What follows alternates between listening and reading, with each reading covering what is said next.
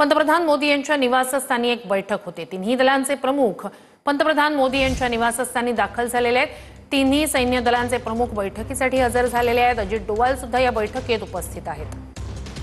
तर काल युद्धबंदीचा निर्णय झाला।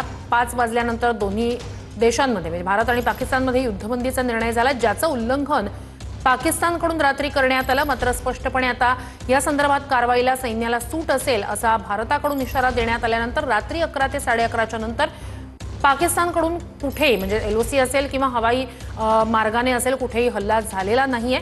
आणि आता या सगळ्यानंतर म्हणजे हा युद्धबंदीचा निर्णय, या सगळ्या निर्णयानंतर उद्या डीजीएमओची चर्चा, या सगळ्या पार्श्वभूमीवर पंतप्रधानांच्या निवासस्थानी एक महत्त्वाची बैठक सध्या होते।